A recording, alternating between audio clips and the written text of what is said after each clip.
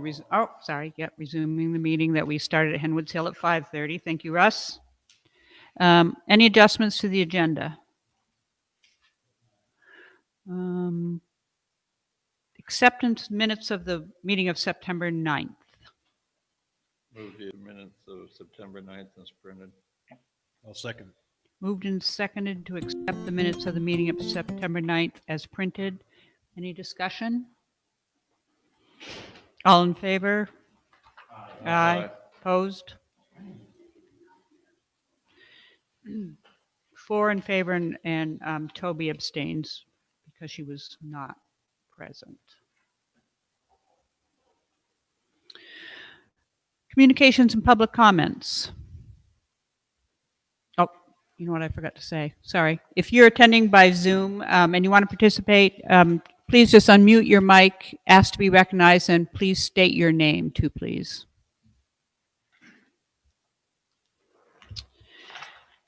Okay. Comments. Let's move on to unfinished business. The Savage gravel pit update, if any. Yep, we have met as a committee. It is our general recommendation not to purchase the gravel pit due to the numbers and the results that we got from the core testing, if you will. We've lost a lot of the years that we had planned on getting from it. I was actually quite a lot in favor of it, and I'm going to say so because at the time we were looking at possibly, we were looking at possibly using that building as in the future as a town shed, but that's be that it is a stick-built building. It's not really going to meet our needs for that. So for the amount of money that's invested in it, we do not feel that it's a good purchase at this time for the town. Thank you for doing that, Sheldon. Just so we can notify Mr. Savage, we're going to send a letter, call him, or who's going to call him, or who's going to do what? And do we need to actually take a vote that the board actually? He's a committee coming to us, and I'm not saying I disagree with him all. No, I understand. Yes. Right. Should we not at least pass a motion that as a board we decide not to? I think we should. I think it would be a great idea, and then I think we should write a letter for sure. Yeah. Probably call him too, but also depending on his decision. So as long as we write a letter, I talk to him every day, to be honest with you. Mm-hmm. So I'll tell him, because I told him I would talk to him afterwards. Yeah. But yeah, that's what I said. I'd rather have the letter come from the board, but just so he knows, because he's proven this on the side. So so do you want to make the motion, Sheldon? Yeah, you make the motion anyway, so that we do. You're going to make a motion as a board so that we can. I would make a motion to not purchase the Savage gravel pit in Rockingham. I will second that. Moved. Kevin. It's been moved and seconded not to purchase a Savage gravel pit in Rockingham. Is there any discussion? More discussion? We will follow it up with a letter to Mr. Savage, thanking him for the chance to purchase it. And can we have a little more discussion, because I just happen to know this person, to give him we must state why we didn't purchase it. Only reason is if it's dead, if that person comes back and says, well, I'll take less for, are we back on the table? I don't think we are. I think we just say, because what we look at for that price, we're not purchasing it.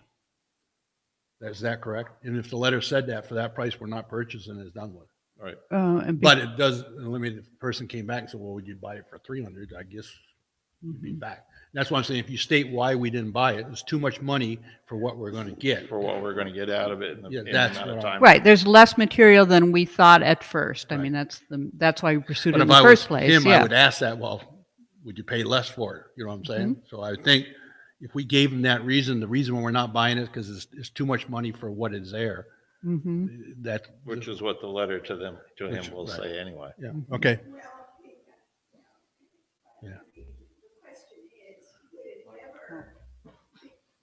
Would it ever be viable? Would we ever want it because of the potential that it has? at any price. I think by the time we tear down the house and tear down the building that are there to get to the gravel that's underneath them, it would be cost prohibitive for what we'd be Yeah. getting out of it. So we are assuming that indeed it's a done deal. We're not buying that property.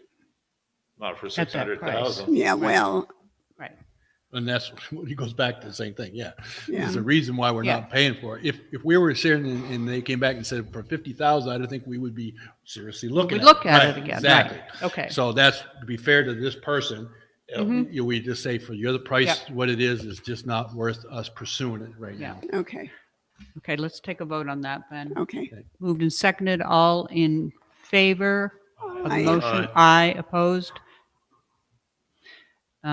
Motion passes, and thank you, Sheldon and Craig, for your work on that.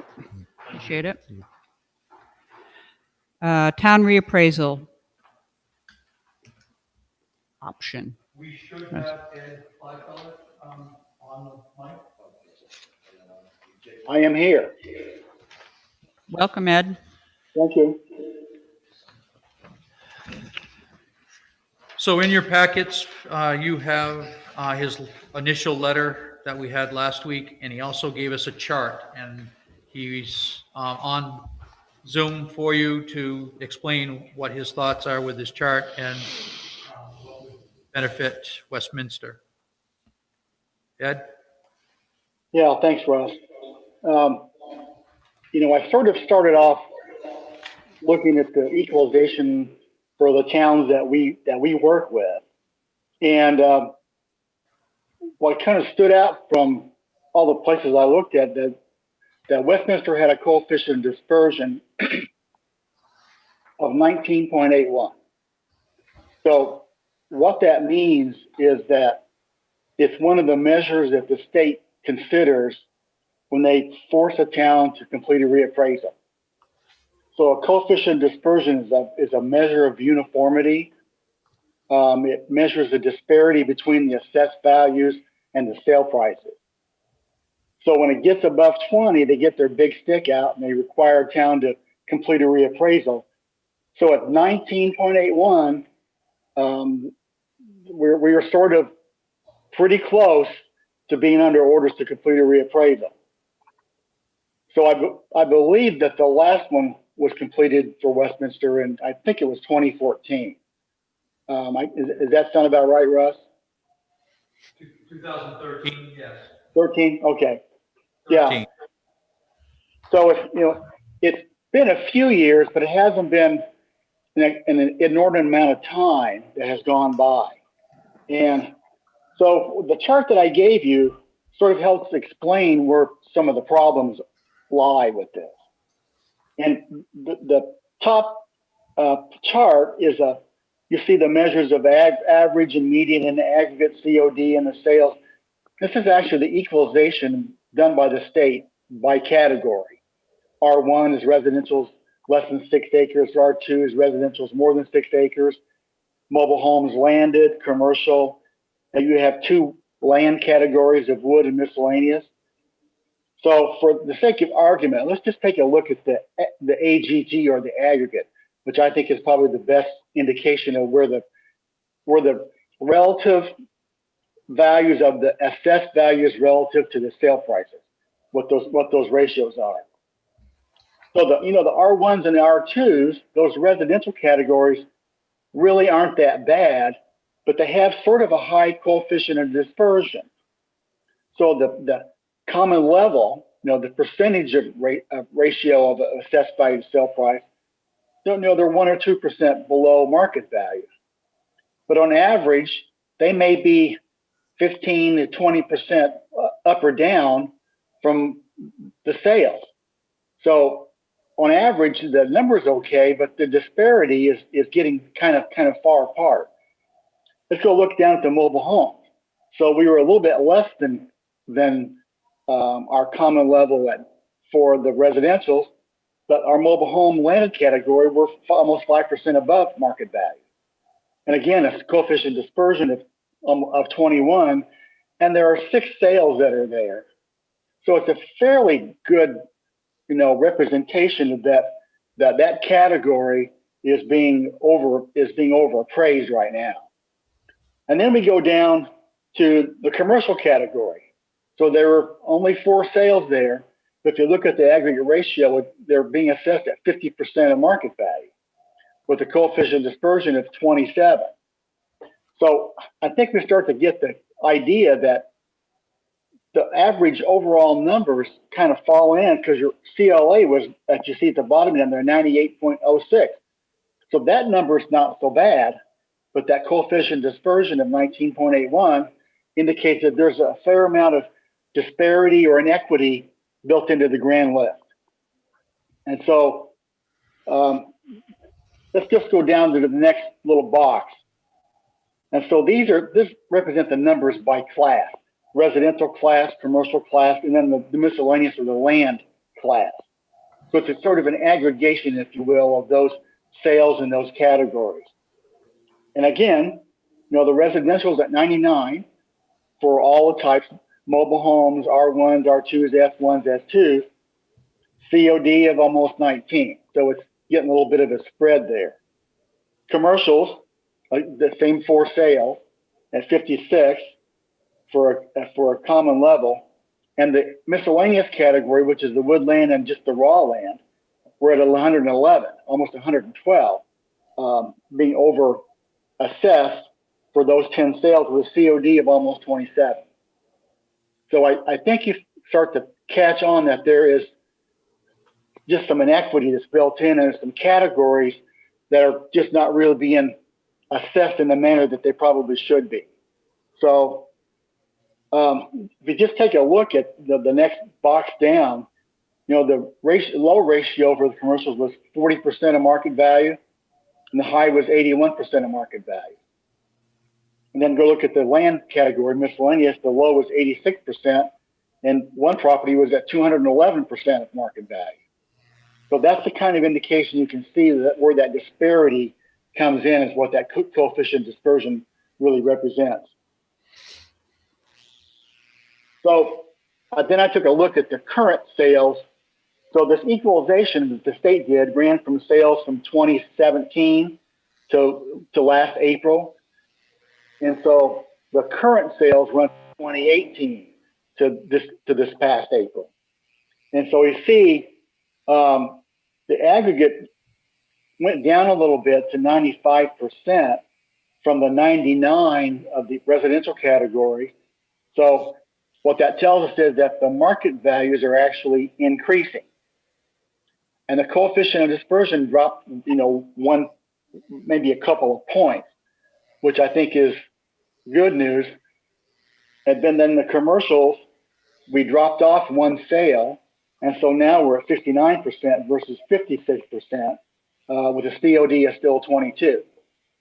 So what's happening is that the recent increase in the values and the market values, and if you've tried to buy any properties recently, I've been from my daughter, and I tell you what, you can't put a bid in fast enough. They just go as quick as you can make the phone call. And so we're seeing a real increase in terms of value. You are in Central Vermont. I think you're seeing the same thing in your area as well. So I think my first concern was when I saw the 19.81 that by next year, Westminster is going to be under orders for reappraisal. And that takes away, what it means is it takes away some of the options. It means that you could not do an update versus a full reappraisal. Because then once the state got involved with putting in a mandate that a complete full reappraisal be completed, and the difference is just, it's quite frankly, it's time and cost is really what it amounts to. So my original concern was that I thought that something we could possibly consider is doing an update rather than a full reappraisal. Like I say, the big difference is in cost. So you could probably do that in 1 year, and an update would require putting in new schedules, land schedules, depreciation, new cost tables. and then going and taking a re-examination of the sales and developing a new land schedule, and then go drive by all the properties and recalibrate all the values for all the properties using the new set of tables to work with. So it does not require remeasurements, doesn't require any interior inspections. It's literally just driving by the parcels and seeing what's there. Versus the full reappraisal, which would be going out and remeasuring, retaking pictures, doing appointments of some matter, whether it be an interview or a video tour of a building, or maybe at some point in the near future, we can actually do interior inspections. But that's a very costly and time-consuming proposition that would take 2 years and much more money. So I started looking at some of the data, the tables that are put in place, and some of the issues besides the coefficient dispersions. I just think that the land tables are just not working for you anymore. What was put in place is not working. Quite frankly, I think that the land schedule was a little too low. You may think that's kind of funny given that you're overappraising the land. But what they did was they had a factor table that they used to allow the values to be increased. So that was based upon a neighborhood factor. And those factor tables are 1.5, 2, 2.5, 3, 1.25. And that allowed them to get the values up for some of those neighborhoods. And I think what it was put in place at the time just doesn't work. It's not working for you now. I found a little bit of I think it's a glitch in the land schedule.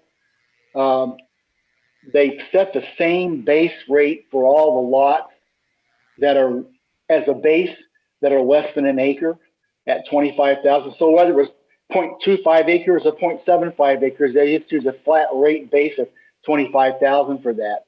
And then that was then indexed up by whatever factor was being used for that neighborhood. So that's a process that personally I wouldn't like to see continued, but that's what was done at the time.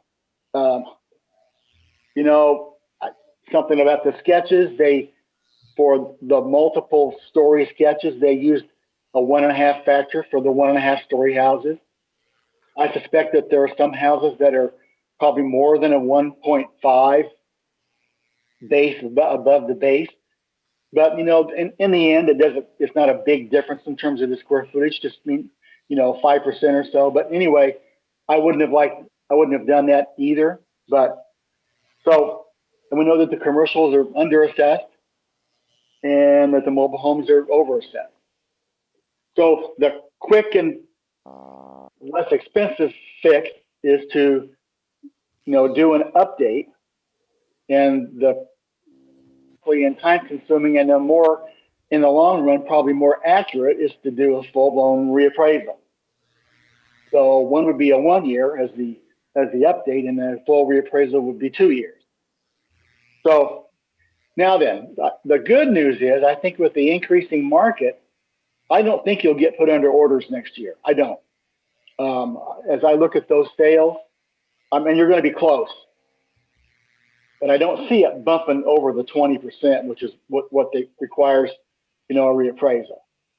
So, just a sort of an opportunity to kind of tell you where your grand list is and where some of the efficiencies and the highs and the lows are. I'm open to answer it's a lot of numbers, and I'm sort of a numbers guy, and I apologize for that. But if I could answer any questions for you, I'll certainly try to do them. I have a comment from the listers. They have been very frustrated with just what you said, land values versus residential values that have been sold and updated, etc. They would like to see a fresh start, get a full appraisal, and give them a fresh start. That's just what they asked me to tell you. Hey, Ed. Yes. Kevin Hughes, thank you very much for all your, thank you for all your fine work and time and explanation. Um, the coefficient disbursement number of 20, if you do a partial, does that absolutely, are you certain that's going to foreclose the need to do a full reappraisal? Or we still be, even if we did that, we still could face a full reappraisal given how strong the market is? Well, what would happen is, Kevin, is that when if we were going to do an update, we would put all new systems in place, new land schedules, new time location factor, new cost tables, new depreciation schedules, and sort of recalibrate everything to the market. So that coefficient dispersion would come down to 10 or less. Okay. Thank you very much. All it would do, it would buy you time. It would buy you a few years, because I think, what we're seeing is that there's basically some errors in some of the data that's there. So it would buy you a few years is what it would do. Is a full reappraisal better? Absolutely. Thank you very much. Question to Russell. When 2013, does that put us back to our lister that is no longer with us, or our listers that are no longer with us? That's correct. That was our last appraisal. Which is where some of these errors originated, and we knew we were going to, back then, we knew we were going to have hiccups from what was done in 2013. That's correct. Okay. Yeah, let me ask a question of just before 2000. I'm trying to go back in memory, but we did a townwide plan and changed a lot in our zoning, so that we changed a lot of the town from 3-acre lots to 5-acre lots. Is there a separation now? We've been there long enough. Did it add value to lots that we weren't thinking of, or devalue the other lots? Did they ever look at separation by the zoning? I don't think anybody's ever looked at that, Craig, to tell you the truth. I don't know what the real overall impact of that is. Part of it is because, we're required to do a house site value of 2 acres and less. And we don't, and that for that non-site land, that beyond 2 acres, we don't hit that very heavy in terms of overall value per acre, because it's not going to be a developed portion. So I'm not sure what your reasoning was to go from 3 to 5 acres, but I don't see what the impact of that was at this point in time, to tell you the truth. I haven't really looked at it hard, though. We were trying to slow development down. We were developing too fast. Obviously, we don't have that problem today, but that was what the reason was instead of clustering so many homes that make them a little more separate. But you always wonder, if you're going out to sell your land and you got 11 acres, is your property worth more than somebody who only has 9 acres and can't subdivide it? That's all we were talking about. So. Yeah, well, it probably people do consider that, no doubt. I'm sure they do.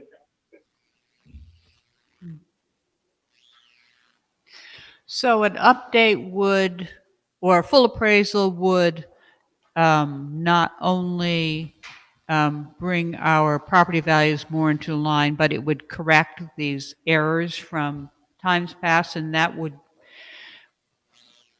getting us a fresh start would, I'm just thinking,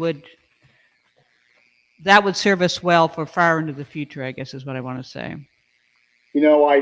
I've even, for the past 35 years, even in my days back when I was at PVR, I think something that was not utilized enough for a lot of towns was to do a full reappraisal, get a nice clean slate to work off of, let that keep the data up, and then maybe in 5 years or 6 years or so, then do an update at a much reduced price. And again, that would then last another 5 to 7 years.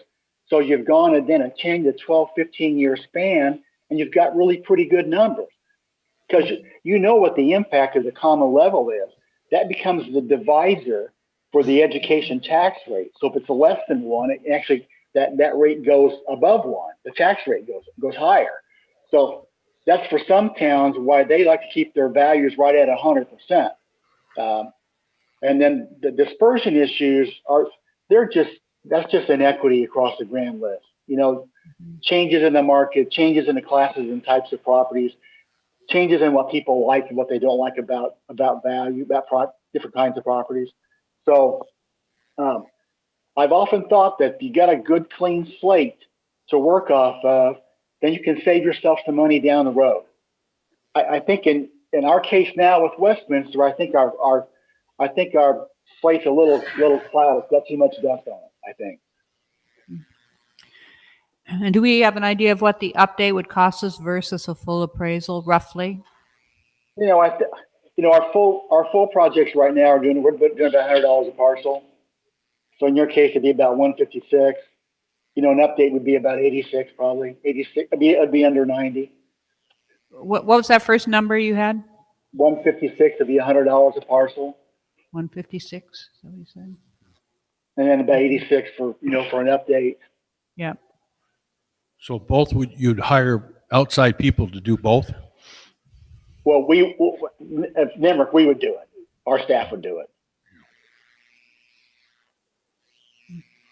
The update or the full reappraisal or both? Both. Every year, this past year, we finished 10 reappraisals, and we did 2 of those 10 were updates.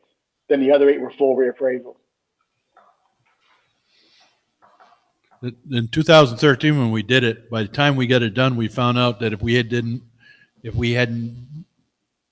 did nothing, we would have been okay because the next year it dropped. So we still always have that in mind but I guess I'm kind of agreeing with you. If the economy is soaring up, we're heading in a bad direction if we're going to look at that, I guess. But it seems like those were less expensive rate because I think last time we were looking at it, it was like $200,000 when Bab was here for us to hire an outside person. I'm kind of surprised that rate didn't seem that high. Mm-hmm. Well, $200,000 would have been a lot of money back in 2013, in my opinion. Back in those days, we were doing them for $85 a parcel, $75 a parcel. This can give you one quick question.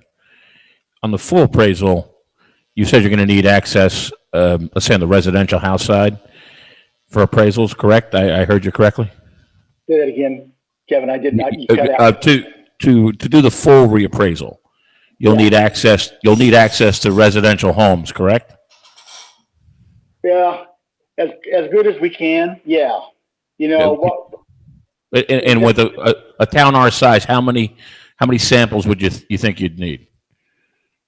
Well, we would go to every property, obviously, and remeasure everything, and retake pictures, and talk to people. So, and go into places that people want us to come through. And I'm just thinking out loud here. I'm not trying to muck up the works. I'm just thinking, since we're still in the midst of COVID, have you had any, how has that process been for you as far as access for people and their demeanor? Well, what we've changed our approach a little bit, Kevin. So rather than necessarily walking through our house, now we're having pretty lengthy interviews with people. And we developed a process called online property data verification. And so what we do is we give the people a special code, secret code, if you will. And then we upload our data once we get it completed up to our servers, and they can go in and actually look at their data. They look at their sketch, look at their picture, look at some of their data, and then verify that data with us and send us back a note if they think it's right or wrong. So we've been doing that for like the past year and two. And we've also developed a set of protocols for interviews with people. So here's a series of questions that we try to go over with people. What's been improved? What is their finished basement area? When was the house built? Things along those lines. What type of kitchen do you have? And then we can also, we're at the process now that we have a mechanism. We're just starting it this week, in fact. that we have a way for people to do a not a recording, but a live video of their property with us being outside. It's a camera that they can walk through the house with, and we can look at our screen and see what's there. So that way we don't have to go in. So, the old days are gone. I'm afraid. I don't know how it's going to be post-COVID. I just don't know. But so we're trying to think of some ways that we can continue to get good information and good data. And quite frankly, I can pretty much tell you what's in a house from the outside, and those things that determine quality. Most of those things are really from, the configuration of the house, the windows and the doors, the type of roof line, the size of the property. I mean, those are the good indications of what the quality of that property is going to be. Is it perfect? No, but it's pretty close, to tell you the truth. Still very innovative. Thank you very much. Sure. Any more questions for Ed? Another one for Russell. How much do we have in our fund for reappraisals? I'm not positive. I did not look at this. Okay. I will. It's your pleasure. Do you want to research a little more, think about it for till another meeting? Take it up at the next one?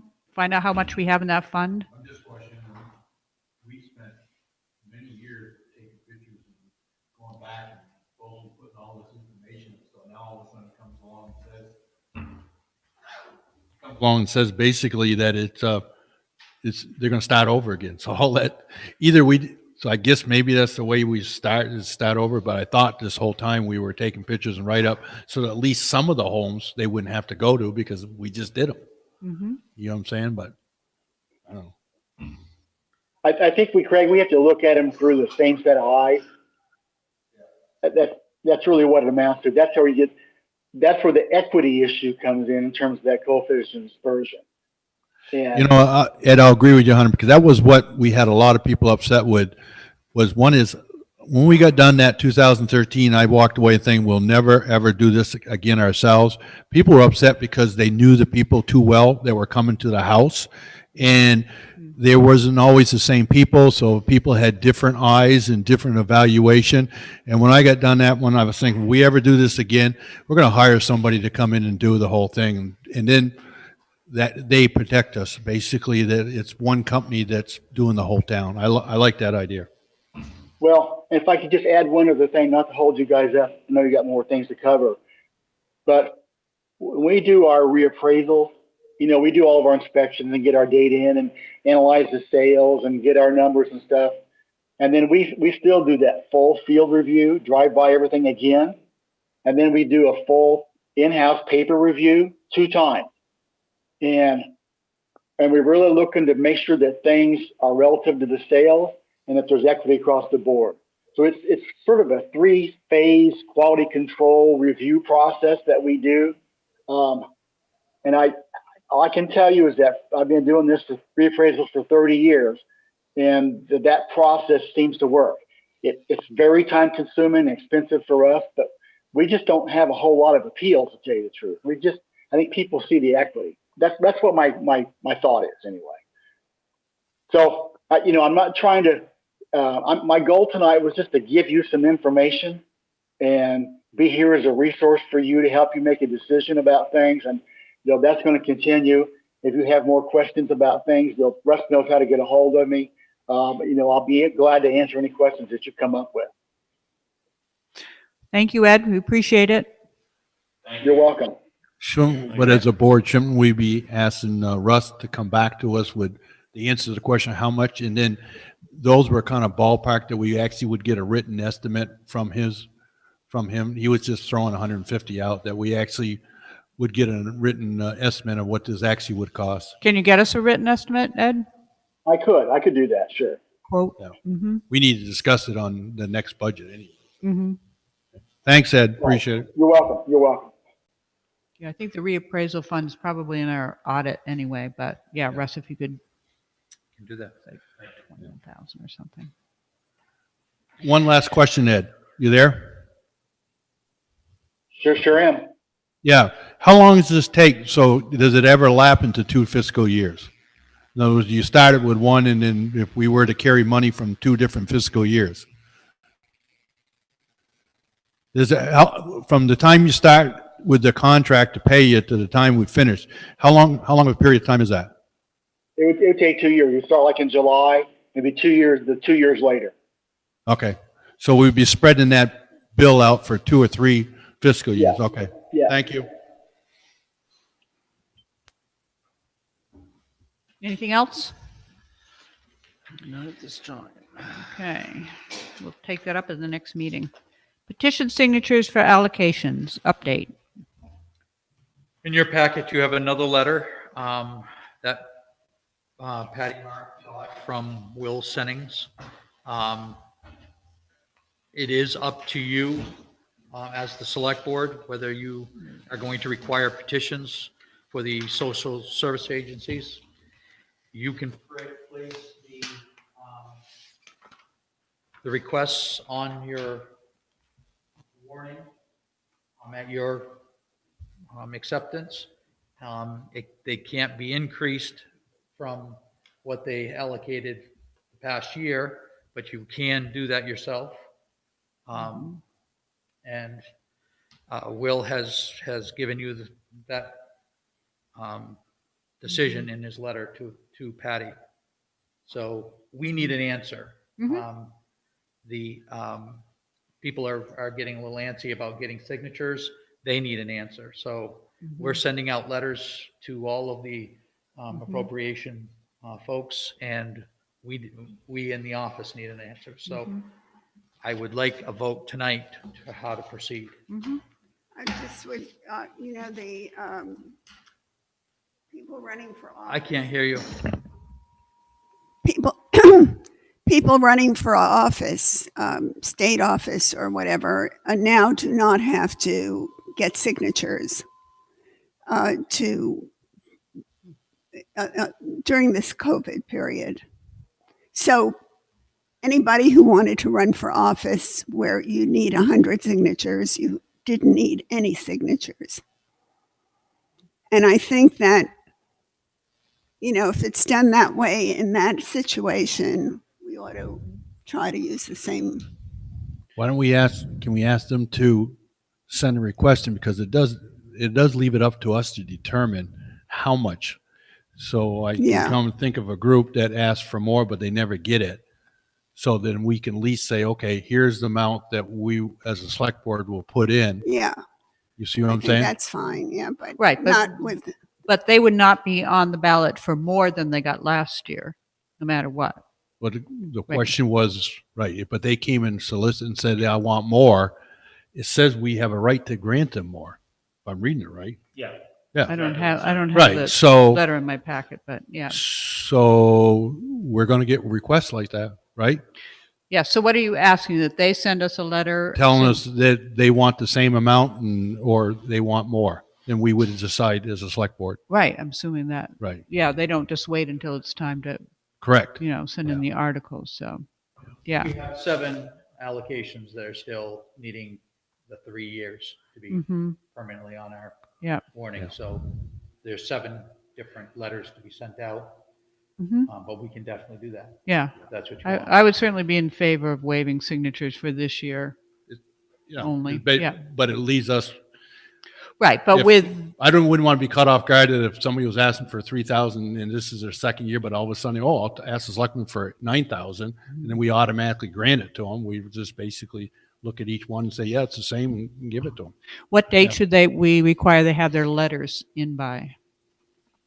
Same time as the It's the same time as signatures? the other. No, it's got to be sooner than that. Right, Um, so, So we'll determine that by going backwards on the calendar. okay. It will be relatively short time. Question.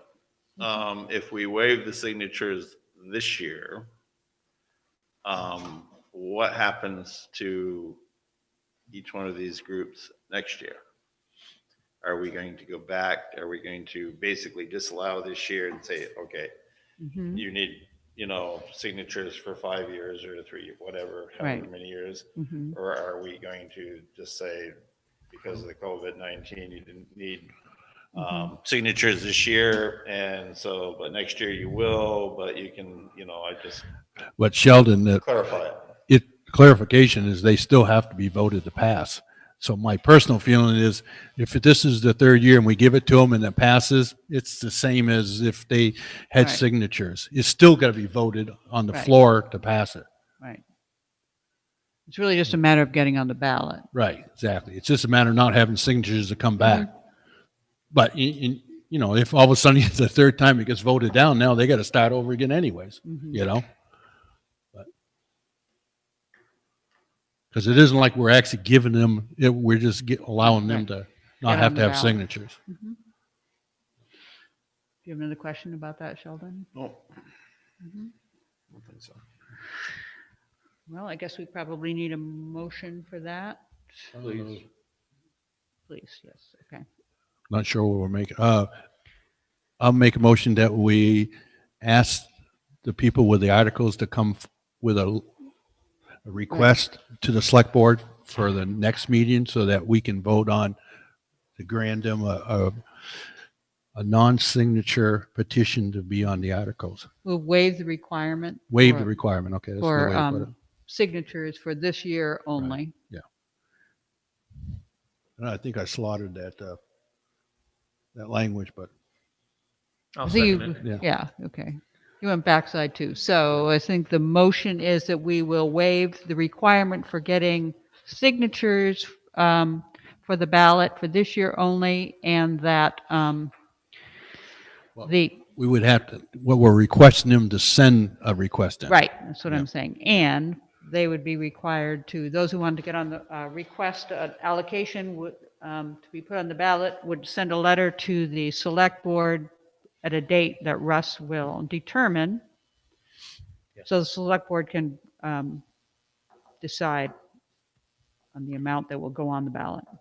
We might Is have, that reasonable? so isn't that, in that motion, are we automatically granting the people who are, what Toby just said, running for reelection, or are they just automatically allowed to do it? Yeah, they're automatically allowed to do it. So they don't need permission at all from the select board not to have it because they automatically do it. It's just the articles are the only ones that have to have a dollar amount. Just the allocations. Just the allocation. Yeah, Okay. the articles, I would want whoever wanted to run to know that, that's all.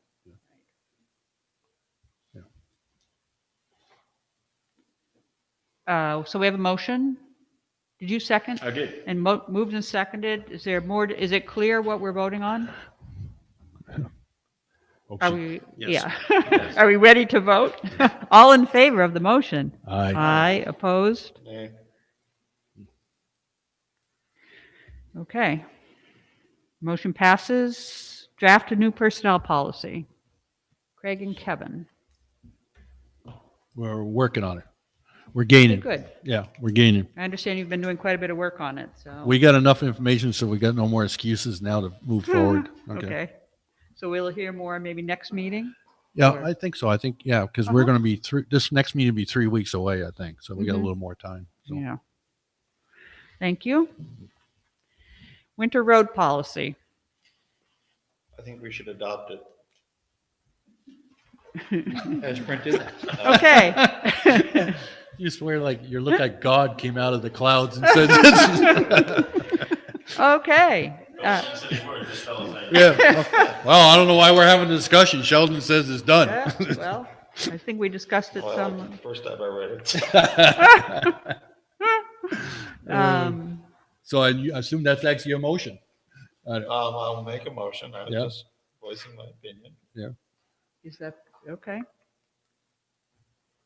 If everybody's in Okay. favor of, or if everybody is willing, I will make a motion that we accept the winter road policy and sprint it. Winter And make spring. it a policy, Yeah. I'll second it. Winter spring, right? yeah. Okay, it's been moved and seconded to adopt the Who seconded it? I did. Thank you. winter spring road Craig. maintenance policy as printed. Is there any more discussion, questions? I had a hard time finding the date of when winter starts and when spring starts, but then I see it there. Do we have to write down when winter starts and Kind when? of overlaps each other. So. Yeah, I don't care. I don't care. I guess That's up to Chuck when winter. That's why I said when winter it's- starts. That's why you wanted to He know when the decides. first snowfall was going to be today. I just thought it was, I don't think I ever saw his written name of Chuck. I thought it was Charles, but it's Chuck, I guess. Okay. Okay, let's vote then. All in favor? Aye. Opposed? I wouldn't, It passes. wouldn't vote against Sheldon. Do we have to, we all have to sign this copy right here? It's got to be posted for 30 days, and then it has a appeal period, so It's it'll go dated into, August, though. No, it's September. yours is, Oh, but okay. the Here's original the is, official one right Okay. there. the one to be signed is changed. Yep. Thank you. New tax rate. Russell? I gave you the tax rates at the last meeting so that you could look at them and understand them. Now we need to adopt them. We now have the official school rate, education rate. It is 5.2% higher than last year, which is 2.2% higher than they said they were going to go up. So hence our billing on the interim bills are shy. And we are going to see, the average home will see approximately $100 to $200 increase in their second payment versus their first payment because of this. So I'll ask people that are listening to ask your school board members to explain further why it went up so much and why the late surge of monies. But at this point, the 1.7779 is the homestead education rate And for that's, the town of Westminster. and that's the one we have to adopt? That is the one you have to adopt. I just was reading in the, this is sort of on the taxing thing, not really, but I was just reading that two districts that were combined were able to divorce themselves. And apparently the process for doing that is actually there. And I don't know if this is happening again. You know, one of the Act 46 was meant to lower the cost. And in fact, it hasn't lowered the cost, it's raised the cost. And it's, you know, so I know that we were having, I don't know if Russ or any of the people that were involved in the I've been waiting my issues. turn, but yes, Grafton has already started the process and they're getting Westminster involved and Okay, you mean Graft- to Athens. do this divorce? that's correct. Okay, good. I believe that there's a lot of discussion about the legislature closing that loophole pretty quickly. So Yeah, I would say the school boards would have to get on it as fast as they can. But it was Halifax and Reedsboro. that's right. Halifax and Reedsboro, okay. So I will need a formal motion and Mm-hmm. acceptance. We have one. I move to set the new tax rate. This is just a school tax rate, correct? Mhm. It's the complete tax rate. Do the bottom line. The new- 21. Yeah, The new tax rate, right there. This one and this one. $2 for homestead, 2.4864 for non-homestead, 2.3677. Second. Moved and seconded to adopt the FY21 tax rate, 2.4864 for homestead, 2.3677 for non-homestead. All in favor? Aye. Opposed? I think we all oppose it. Yeah. So that, you know, No. but we have to sign it. We don't have a choice. Right. Okay, thank you. And this is the copy that, do we all sign this? That's please. Thank you. Okay, that takes care of unfinished business. Moving on to new business, the FY22 draft budget first look. All this is an updated expense sheet for 17, 18, 19, 20 with our FY '21 budget and starting a proposed FY '22. So you have history. Numbers on the FY '22, of course, are just there. They're not meant to mean anything at this point. But this is the document that you need to keep with you for all of the budget discussions, because this one is the one that you go back to see history. But you do have numbers for FY '22 in there. So- Yes, I do, but they're just there. Yeah. They're literally just, Right. nothing is set in stone, of course. Right. Oh, I'd like to spend some time on our budget this year instead of waiting till we often wait till the last minute. So I think it would be great if soon, whether it's the next meeting or the meeting after, we take perhaps like the first 2 pages and we go over them item by item. Spend time doing that, and then at the next meeting, and then if there are still numbers that we don't have there yet, we can go back and discuss those. But that would be my very serious proposal, because a lot of times we end up, at the very last minute in a rush. You're the chairman, you can order it. Okay then. So will these, so it might be worth it to do that. I mean, why would these numbers change on, say, the first two pages, say, up through the treasurer's? Why would they change? Yeah, they would not, right? They could with computer service contracts. They could with VLCT, who's definitely going to go up. Wyndham Regional will definitely go up. Our insurance will definitely go up. So yeah, every one of those will be tweaked, Okay. I'm sure. So I'm trying to figure out when is the best time to really start looking at this without waiting till the last minutes, but we'll Like have. you just said, you're not going to get figures until some of them until November. So you can start by Yeah. doing the ones that you, of course, can do. Yeah. Okay. So why don't we do that? That's That- typically what we try to do every year. Yep. We give you the I Right. give you this document so you can start looking at it, and then we start taking line item by line item Right. as we have them. Right. And it does take time to get them. Right. No, I understand that. I understand we'll have to go back, but I would like to start sooner rather than later. So we're not- Absolutely. That's yeah. why you've got the first draft. So let's say at the next meeting, we spend time on the first 2 pages. Does that make sense? That's fine. Thank you. Russell, looks good.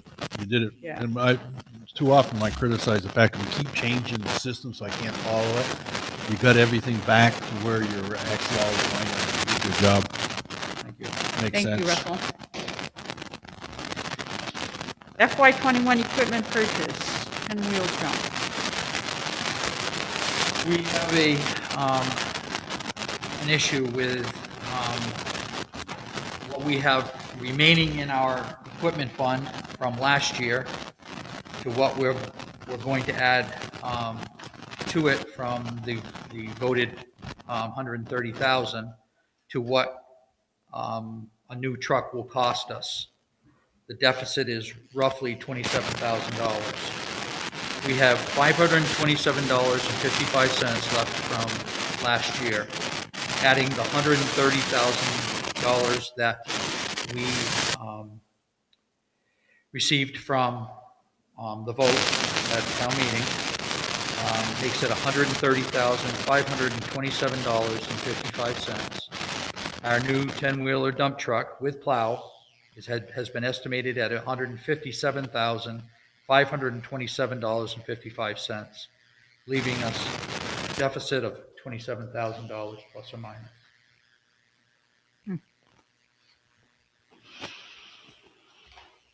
Is that something we need this year? That is a piece of equipment that's in line to be traded and received. Is it 10-wheeler for a 10-wheeler?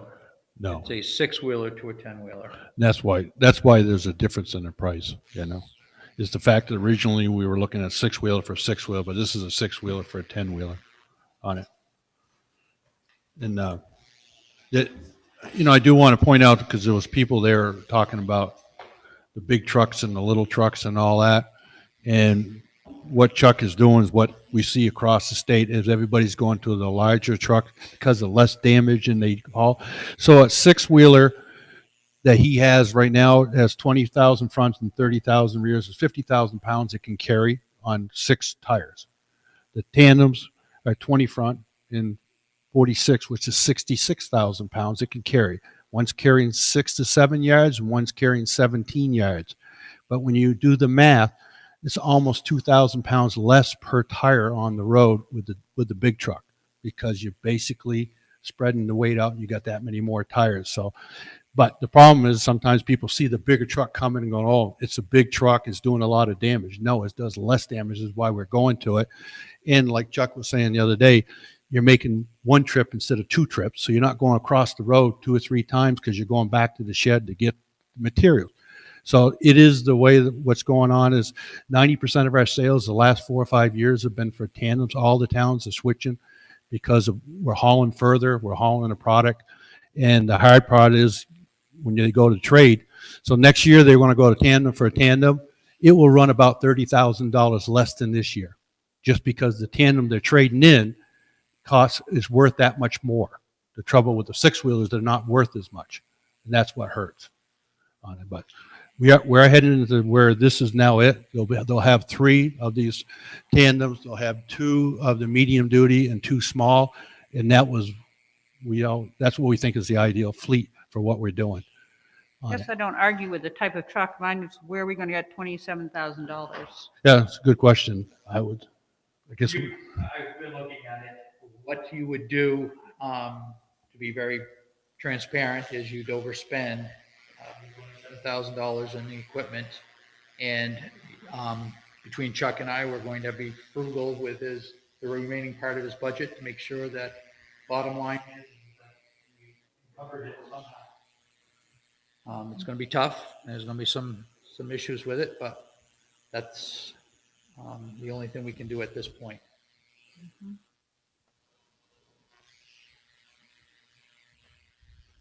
Have you ever done that before? Not to this magnitude. And would that jeopardize other equipment we might need this year to be paid for out of the equipment fund? Down to 0.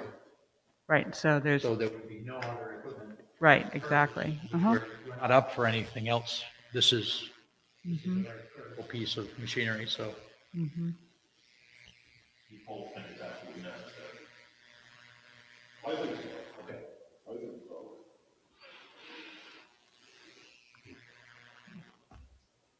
Discussion? I don't think this is something we need to vote on, but yeah, Sheldon's doing it slow, something over here. I don't know. I understand the difference. I understand the weight on the roads and so forth, but boy, we buy another 10-wheeler in this town, we're gonna hear about it, because there's an awful lot of taxpayers that don't want to see it. And I hear from a lot of them. And I get what you guys are saying, but I just can't see spending $27,000 that we don't have for something that maybe we need, maybe we don't need it.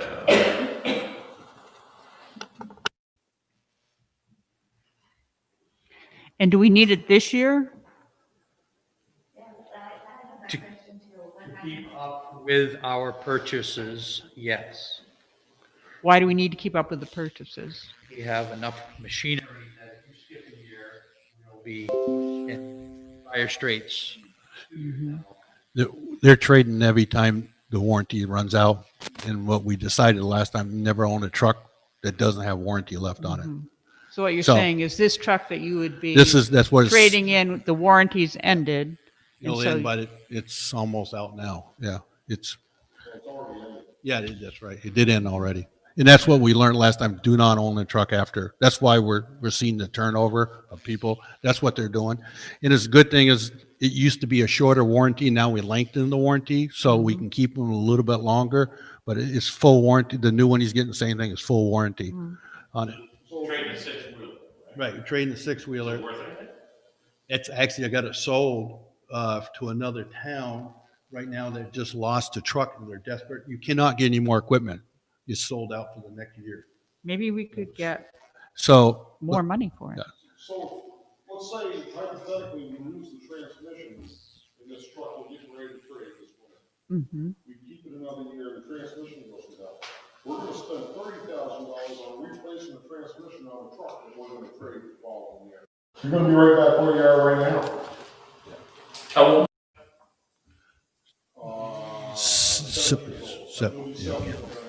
Yes. and that's what they're purchasing, is a 7-year warranty. That's as long as you can go. And there's a reason. They find it 8th, 9th, and 10th year, they have a tremendous amount of, it just gets older. The after treatment, this is the first truck with a full after treatment, there's 0 emissions coming out. But that after treatment system, it's a $30,000 to $40,000. But normally, if you have to change the filter or you have to start putting money into, we see between $10,000 and $18,000 bills just to fix the after treatment. And that's really what's going. The engines last longer, really. It's like he says, the transmission and after treatment start to go.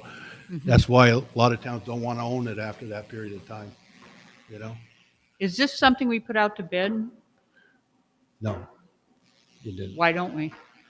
There's nobody else would bid it. There is no equipment out there. You could. We used to, but there's nobody that wants to bid on them anymore. Yeah. I got letters from the previous truck we traded Mm-hmm. where they would they wouldn't bid on it. We went to Charlie Boys. We went to another freeway dealer and we went up to Claremont and asked SG Reed to bid, and they wouldn't give us support on the truck. Because they don't have these trucks? Because they can't compete with a dealer that's in this town. They know that. Most of the dealers quit taking trades because they have the liability. Our company is committed to Westminster, in a few towns that we cut a deal a long time ago that we would take care of those towns. So what I was showing Russ was how much of a better deal you guys got compared to the exact same unit going to a different town on it. So, but what happens is now which they never used to do years ago, used to come in, bid and order the truck. If you bid and order the truck now, you'd be a year and a half to 2 years before you would see it. So what we went to is just pre-building trucks, and he's getting a pre-built that's basically all the same. He just picks out what color, and there's no difference. We order 24 of them at a time, so we get the state discount. And then when we went to him, he says, you can no longer order your truck. You'd have to take one. So if you don't take it, somebody else takes it. It's not the end of the world. The problem is getting rid of your trade, you know. I run a 10-wheeler in my route. All of Morrisburg Road, Hartley Hill, and everything from Hartley Hill south to the shed, the sand pile, Westminster West. And I use the same amount of fuel as Ben Mashore does on Piggery Road, Pine Banks Road, River Road.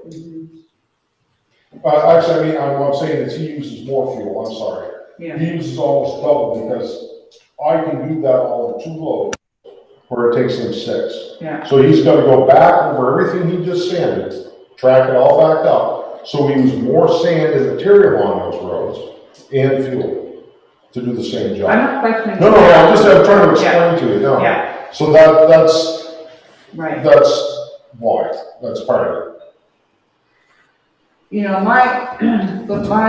little bit of my concern is, besides 27,000, is that this is something we really should put out to bid, even if no one's going to bid on it. How difficult is it to write up the bid?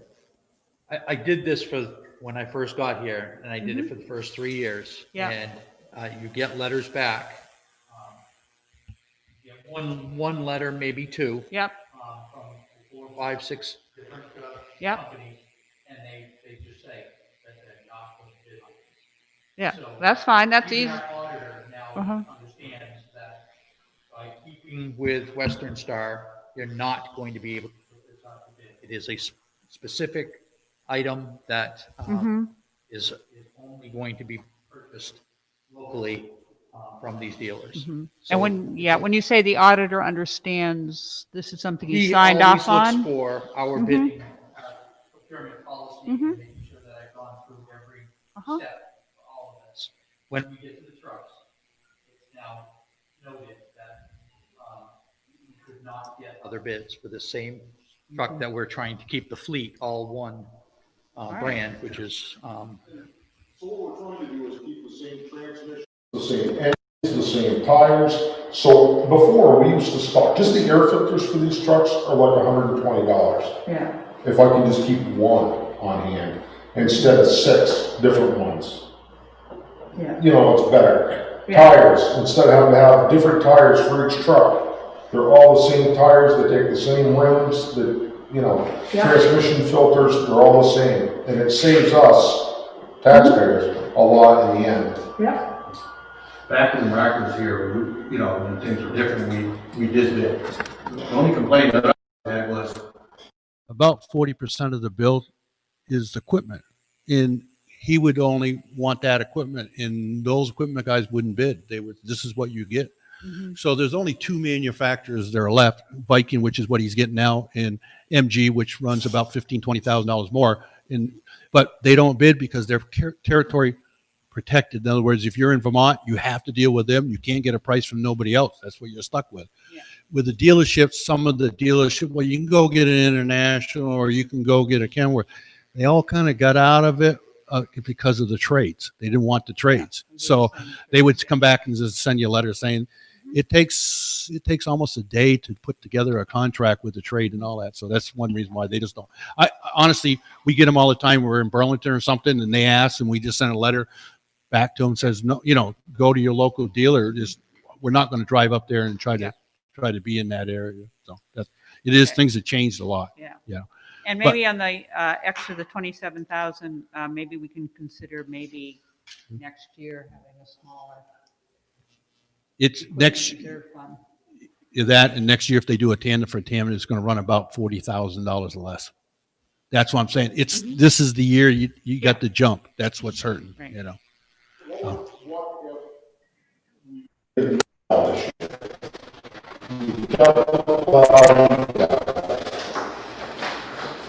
I swapped them around a little bit, and we got the plow next year, You save $5,000 to $6,000. just 5,000 to 6,000, not enough to make a difference. It helps. It comes out of your budget. So Well, yeah. They'll take the trade without that delay and that. Okay. Right. Hey, Susan, We don't know yet, right? Yeah, go ahead. Nate Stoddard. I Yep. get all of that. Chuck's points are very valid. Same tires, same air filter, all that. I get it. Craig's points are very valid. I don't disparage any of that. But we have a purchasing policy. Just because nobody sends a bid back, I don't think that means we don't send out for bid requests.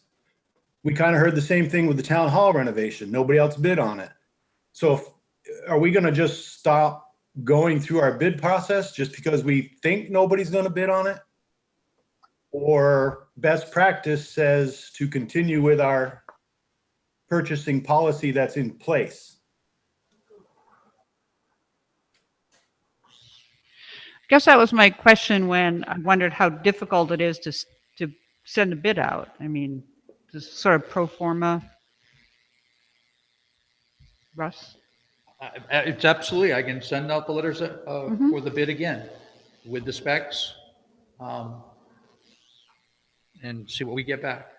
And I guess if you want me to fall on board with this, I want to hear where we're going to come up with the 27. You're going to have to come up with better numbers than saying, well, we're going to scrimp and save, and we need to have some actual numbers where we're going to come up with the 27,000 to pay for this. It's going to be from many items. It has to be. We can't just take it from, wage lines. We have to take it from. Then that's what you need to come up with, because we need to come up with how we're going to come up with the 27,000. I think. I agree with you. Shelby, With that, I'd like to make a motion to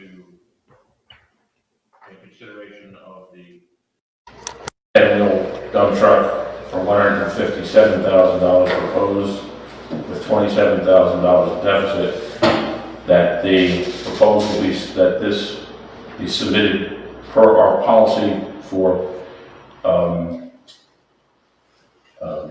bids, sent out to bid by the town manager, authorize the town manager to send out for full bid and response, and also require the town manager to at least provide some basic schematic as to how the deficit would be foreclosed or made up. And even if we, you know, if what Craig is saying comes out, let's say next year, cannon for cannon, we're gonna save $40,000. Maybe that's something that we've got to consider with this $27,000 deficit this year, is that we're gonna more than make it up next year when we trade in, if that happens and the bottom doesn't fall out of the economy between now and then. That's something else to consider. But I don't wanna be taking $27,000 and just saying I will come up with it somehow. I agree. A lot of the towns have asked right up front from us is, we call them, it's a guaranteed minimum buyback. It's easier on the schedule so that as you're buying this truck, we give them a schedule what it's going to be worth, a minimum 7 years. So that you're basically always working on your budget, you know that this is what it's going to be. So we actually forecasted with the equipment that if you trade this truck back in, and so the tandems right now on this one here, we're guaranteeing in 7 years is worth about 90 to 95,000.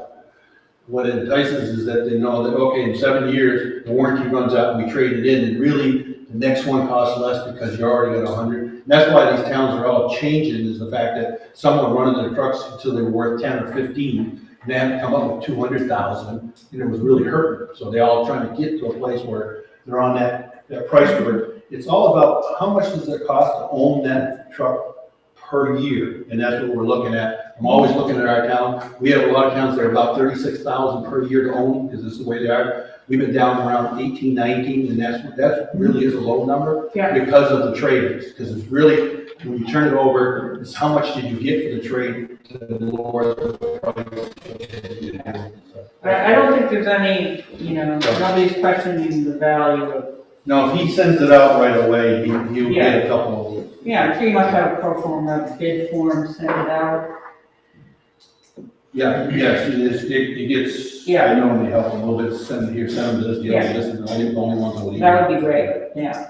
Yeah, no, you can do that. It's Yeah. not a problem. I'm not doubting your veracity whatsoever. Everything you say. Yeah. No, the problem is you're not gonna get it from the equipment, so there's $72,000 of that bill is equipment, so you're not gonna get it. It is. We have it in writing, that's It great. is, that's what it is, and that is it, you know what I'm saying? Because that's the equipment he wants, and that's where he's gonna have, Okay, there's only one Viking dealer in Vermont. okay. So we have a motion, do we have a second on the motion? And I don't repeat the motion. Oh, you went over it. That was the motion? I believe, Kevin, I can do it again. oh, yeah, thank you.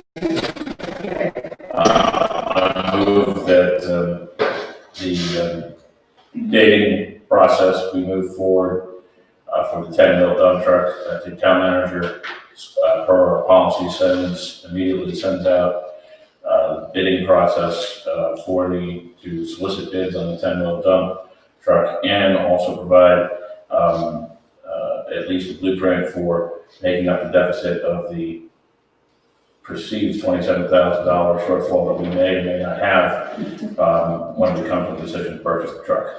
How's that? A basic schematic, that's what you said. I apologize. Is that okay? Okay. Sorry for the 10-cent word. Okay, Did we get a second? Sorry. seconded by Sheldon Beebe. Do we have more discussion on this? Questions? No, I will point out, if we're going to do this, yes, do it every year. I don't have a problem with it, Yeah, because now when you send it out, we call it disclosure, they would also know what the disclosure is of what we just handed to you. You see what I'm saying? no. We've already turned in an estimate, so if Oh, you're I see another, what you mean. see what I'm saying? Yeah, gotcha.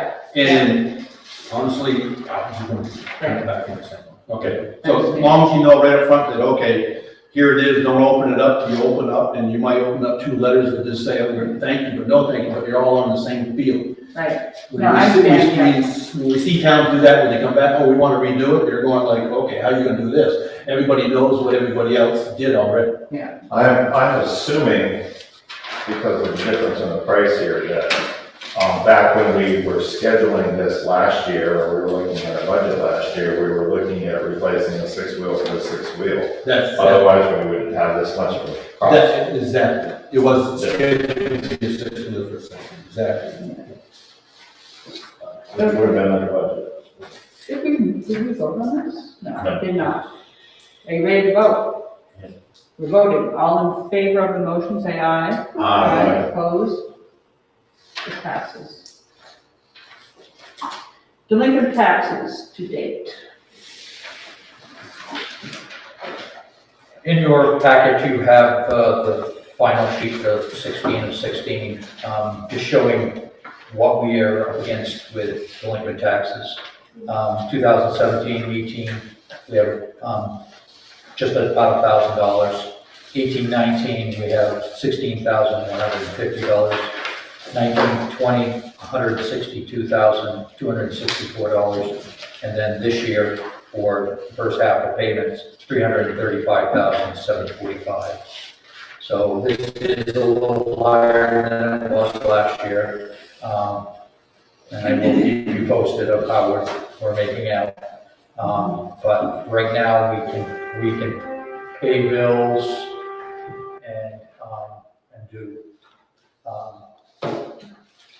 do what we need to do to maintain town budgets. Not completely unexpected, considering the amount of people that are out of work. That's correct. For COVID-19.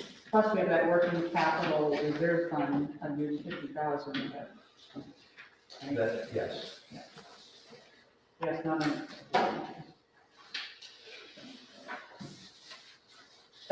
driveway access refusal.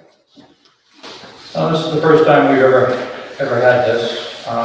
We had a gentleman put a driveway in last winter and plowed it. And it was to service a new shed that he was creating. So we let it go, thinking it was going to be temporary and it was just going to be put back in when his construction was done. That was not the case. 2 road crew members, and you being one of them, right, went to him and discussed with him the idea that he needs a driveway permit and he needs to do some work on the driveway because it's at such an angle that it's not safe to get up on a Class 2 highway of Westminster Heights Road. So I sent him a letter stating that, and attached, of course, one of our access permits. It is $100, and thought that would be the end of it. A lot of time went by, trying to give him as much time as he could need to get it, and he didn't. Still, no word, no call, no anything. They talked to him again, and he said he was going to, and never did. So I sent him a second letter, and now we're at a point where it's going to be into another winter where he is going to be plowing into that section again. And so I've given this to legal counsel. We're going to send them this letter that you've got in your packets. I'm sorry, it was an external thing. You just sent it to me this afternoon late. Just explaining the situation and how the process goes when someone doesn't file a $100 permit. And it will be up to you folks to how far you want to bring this. But this is the first look that I've had. Also, like I said, it's never happened before. Everybody's typically, jumped on board. No big deal. I mean, we're very, very easy to get along with. All you have to do is call and we'll be there. So anyway, long story short, it'll come up again if he doesn't, conform, but we will be, filling this out and sending it, with your permission, which I will need your permission. So we'll need a motion for that? I would like a You want a motion. date or not? Excuse me? You want the date or not? I do, on or before, yeah? On or before November 1st, 2020, I would think. Gives them a month. Oh, I see, new customers are already blocked on before. Okay. And if it's not dealt with, then I would direct the town to put a couple of good-sized cement blocks, barriers in the middle of the road and move on for this year. Is that your motion? Yeah. No, it just does say we will barricade the road, Right. so it's already there. Mhm. Also, So we need a motion to write the letter. this is from Larry. Most got it just that's happening. This is what. We're motioning to. I mean, the motion essentially is that, We're okay, we're okay with the letter and putting November 1st on. yes. We need a part of that. Who I seconded believe. it? Who seconded that? I did. Moved by Sheldon, seconded for Craig. Any more discussion? All in favor? Aye. Opposed? No. No one. Hold harmless agreement, Chris Carlo, Bettina Berg. I brought to you, almost a year ago now, an arrangement that we had with the old, windmill, that we were going to add an antenna to it because it's broke down, it's just sitting there. It hides the antenna work, very, very nicely. It still looks like a windmill. But it services Chuck and the road crew, for getting over the hill with radio contact, but also the fire department and Wyndham County Sheriff. This is off Patch Road, right? This is off of Patch Road on Milojevic. Millicent Road.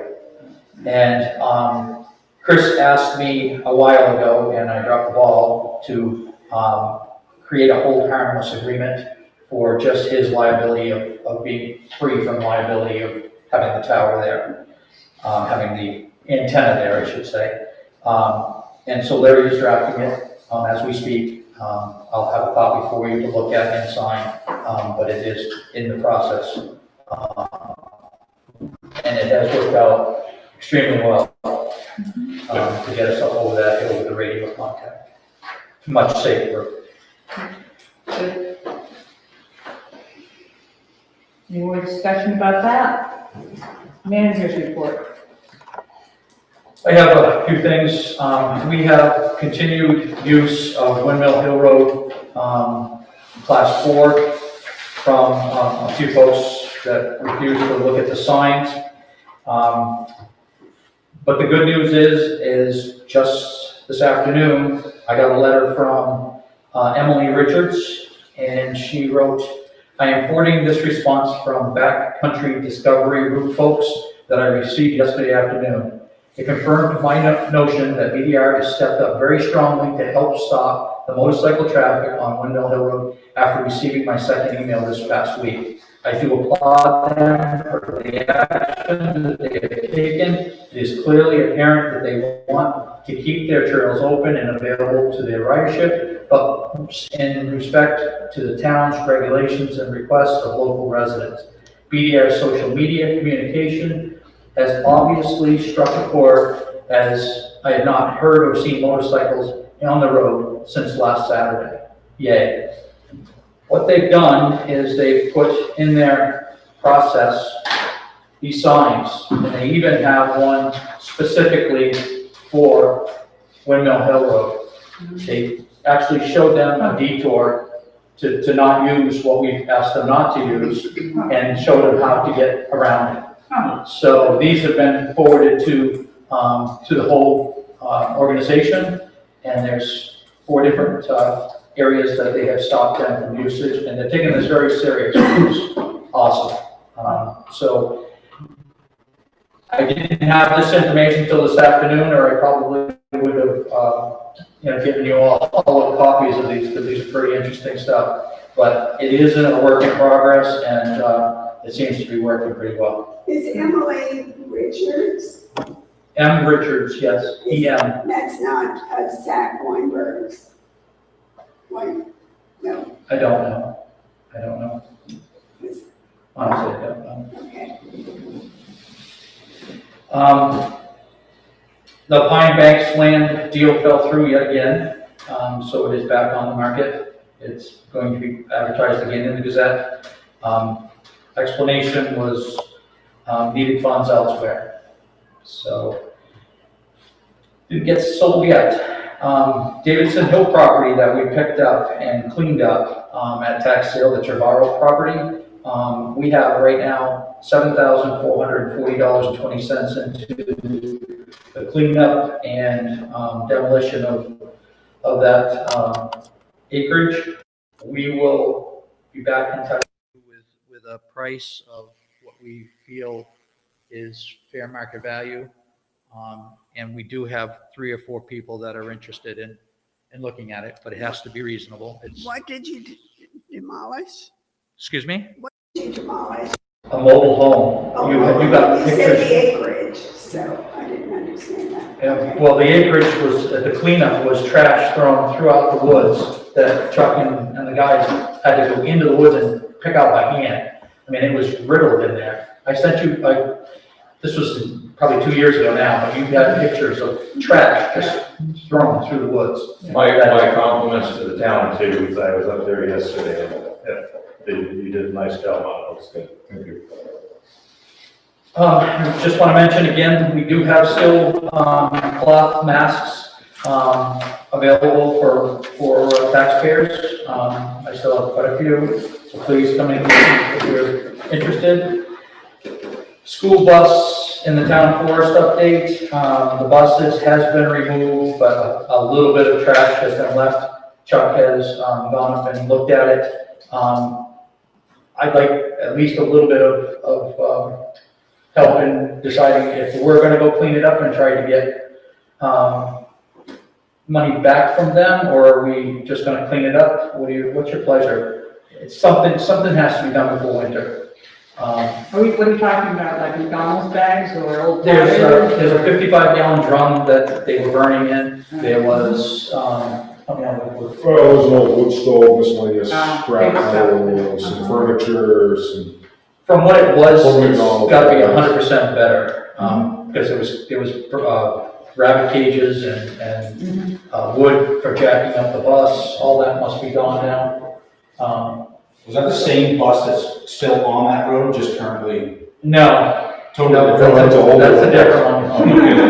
Yeah. That's the short bus. Well, I went down there a couple weeks ago to look at some work at Peller's, and myself and another contractor were literally chased out of that road by somebody on a four-wheeler that came from Shantyville there on the left, literally on the bumper, all the way to the other end of the road.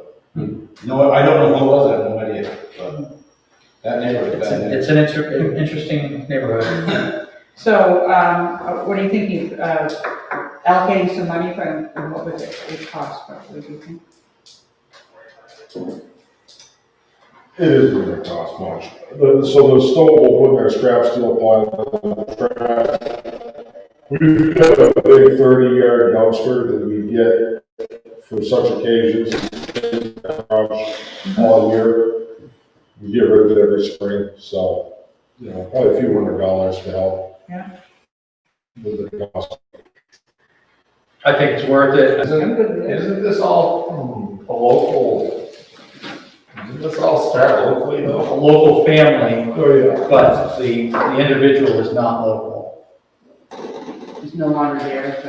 And thank God they're no longer there. I tend to think that you should write a letter to the local people and request them finishing the cleanup of the town forest within the next week. I mean, if they don't do it, they don't do it, but we at least should request them to finish cleaning it up.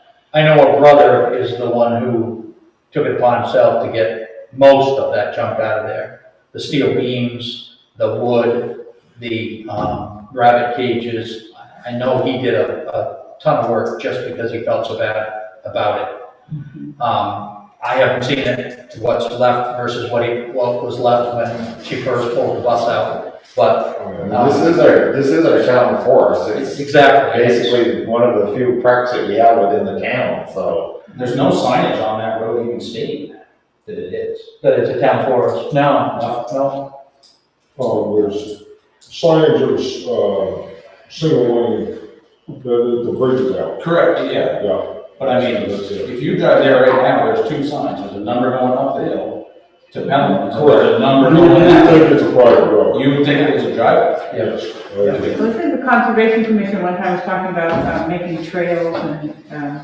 And they have done a lot of No, that's great. trails there, but it isn't well marked at all. Yeah. So maybe we should direct them to mark it as well. I don't know, that's just my thought, that Another sign.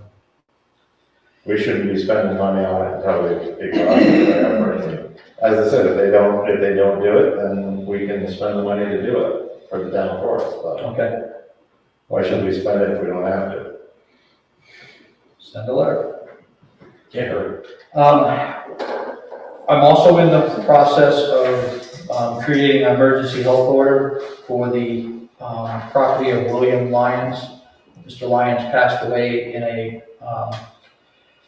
shanty of sorts in July, the latter part of July, and left a substantial mess. There is no next to kin nor will.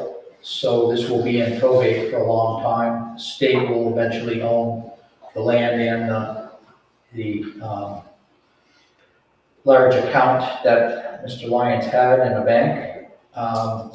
And so Larry, again, is helping me create the emergency health order to send to the state of Vermont, demanding that we get the resources to clean up the mess. And when I say it's a mess, it's all there. It's a mess. He wasn't found for 3 weeks, and the fire department did a fantastic job helping the coroner remove the body, and we do have a clean bill to go in there.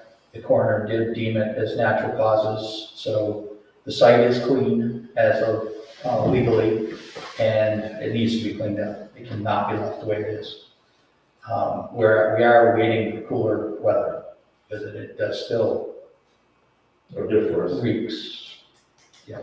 So anyway, that's just a heads up. Thank you. Boards and commissions, I have nothing to report. other business? This is nothing to do with, other than hopefully good information, but we were just talking about going out. Today, our company came in and announced that they purchased Freightliner in New Hampshire, which is, it's a great company we were working for now, but there's that many more stores that won't be able to bid because they're all owned by the same people. Reason why I'm saying this, it's a great move for us. It's going to add much more people to our area and into employment, and we're looking forward to it. But basically, we just added some more stores, so we're basically the largest dealership network owned in the East Coast now. So yeah, Congratulations. yeah, You sure still haven't heard from Sevens. yeah. That was my point. I was like, do you think we'll ever get anybody to come in and actually help us recruit? You know. But they did announce, which was nice. I like that they're offering all these other employees to move. They get to choose wherever they want to go. So we already had 4 different families move here because they wanted to live in Vermont, New Hampshire area. That came up from down in Mass. So now we expect the same thing they're offering. If you work in our network already, you can actually move to any one of the stores for the same pay, the same opportunity. Yeah, it is. It really is a good company, but we're unique. We do a lot of things in Westminster that our whole network doesn't. We're the only one with a body shop, as you know, and stuff like that. So they're going to get heavier and heavier into that. So yeah, and we took so far 3 kids out of Bellows Falls and 2 out of Springfield. Sent them to our school because they have their own college, and now they're back working for our dealership, and they're really excellent techs and employees. Really is good to see what we're doing. Yeah, someday maybe we'll get somebody to come and help recruit. Yeah. So, Good news, Craig. yeah, it is. Thank you.